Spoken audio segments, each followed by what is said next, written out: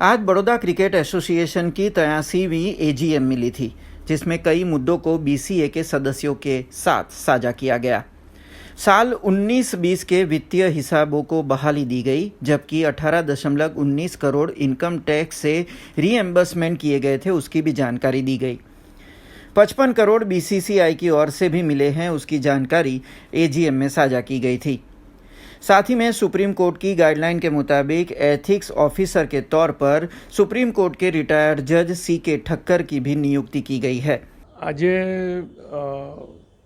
અમારી જે ટીમ પ્રણવ અમીનની પ્રેસિડેન્ટશીપની ચૂંટાઈ હતી 3 વર્ષની ટર્મમાંથી આજે 1 વર્ષ પૂરું થયું છે। 1 વર્ષ દરમિયાન માર્ચ પછી કોવિડને કારણે ક્રિકેટિંગ એક્ટિવિટી થોડી ઓછી હતી।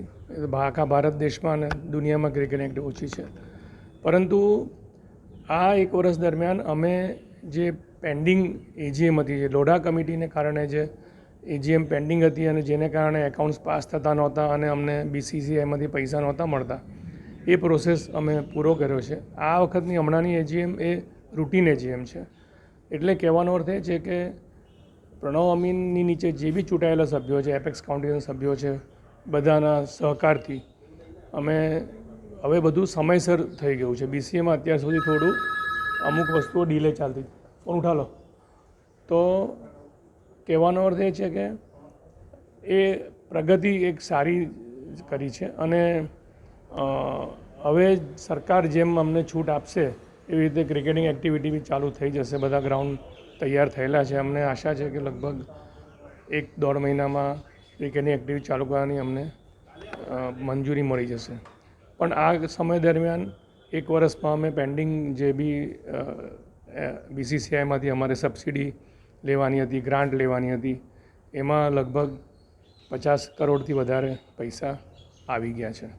એટલે અમારું જે ભંડોળ હતું એ બી થોડું મોટું થયું છે અને સ્ટેડિયમ માટે જે કાર્યવાહી અમે દિવાળી સુધીમાં ચાલુ કરવાના છે અને ટેન્ડરને બધું બહાર પાડીશું, એમાં અમને હવે કમ્ફર્ટ મળશે, કારણ કે અમારી પાસે થોડી આવક થઈ છે, જે છેલ્લા 5 વર્ષમાં આવક થોડી રોકાઈ ગઈ હતી। એટલે વડોદરાના બીસીએના સભ્યો માટે અને વડોદરાના ક્રિકેટ ચાહકો માટે આ સારા સમાચાર છે કે 1 વર્ષમાં જે પ્રગતિ થઈ છે એને કારણે સ્ટેડિયમનું કામ બીજા 2 વર્ષ બાકી છે, એમાં ફૂલ સ્પીડમાં ચાલશે અને વડોદરાને જે સ્ટેડિયમ આપવાનું અમારું પ્રોમિસ છે એ અમે પૂરું કરીશું।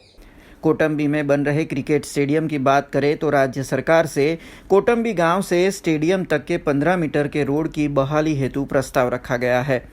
वहीं अगले साल क्रिकेट की मौसम यानी कि सीजन से पहले स्टेडियम को तैयार करने की भी बात एजीएम में कही गई थी, जिससे शायद आईपीएल के अगले सीजन में बड़ौदा को मैच मिलने के आसार बन सकते हैं।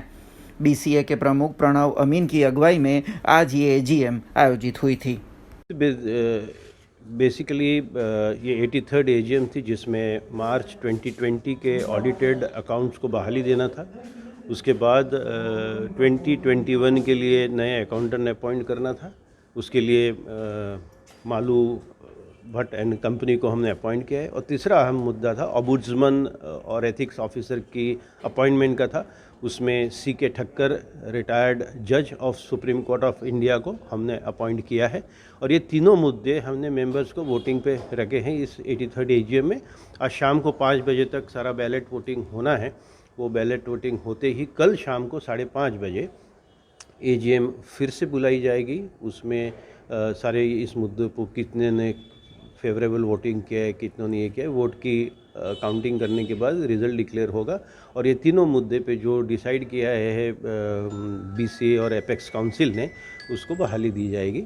और मैं समझता हूँ कि जिस तरह से प्रणव अमीन के नेतृत्व में जो बीसीए के सारे ऑफिस बेरर्स और एपेक्स काउंसिल जो काम कर रही है, वो देखते हुए अभी तक इस साल में बीसीए को करीबन 18.90 करोड़ का रिएम्बर्समेंट मिला है फ्रॉम जीएसटी और इनकम टैक्स से। उसके साथ साथ करीबन 55 करोड़ अभी तक बीसीए को इस साल में मिला है बीसीसीआई से। जो पेंडिंग एजीएम्स थी वो सारी ख़त्म हो चुकी है और आज हम अप टू डेट हो गए हैं। और 4 दिन पहले ही बीसीसीआई से और 23 करोड़ रुपया हमको आया है वो 15-16 का है। अभी 16-17, 17-18, 18-19, 19-20 का पैसा आना बाकी है। तो जो हमारी जो नई चुनी हुई कमेटी का दावा था कि हमें जो 130 करोड़ BCCI से लेने हैं जल्दी से जल्दी, उस पे बहुत अच्छा हम आगे बढ़ रहे हैं। और मैं समझता हूँ कि कौटुंबी का ग्राउंड तैयार है, प्रैक्टिस विकेट्स तैयार है। BCA ने जो MOU किया था वाइब्रेंट गुजरात के तहत, गुजरात सरकार ने हमें प्रॉमिस किया है कि वो 15 मीटर का रोड हमें अप्रोच रोड हाईवे से बना के देगी। उसके साथ साथ आज जो ग्राउंड बना है वो बहुत ही एडवांस टेक्नोलॉजी से बना है कि कभी भी कितनी भी बारिश हो 5 मिनट में सारा ग्राउंड का पानी ड्रेन हो जाएगा, ग्राउंड सॉगी नहीं रहेगा। मॉडर्न टेक्नोलॉजी यूज़ की है। यही है कि अभी जो नया स्टेडियम बनाने का टेंडर AGM में डिसाइड करके कब निकालना है, उसके लिए 2-3 महीने की प्रक्रिया हो सकती है। तो मैं समझता हूँ कि अगले ये सीज़न तो ऐसे भी नहीं होने वाला है, लेकिन अगले सीज़न में मैं समझता हूँ कि वहाँ क्रिकेट शुरू हो जाएगी। और अगर सब अच्छा चला और क्रिकेट इंडिया में फुल फ्लेज चालू होगी तो हमें इंटरनेशनल मैच भी अगले साल तक मिल सकती है।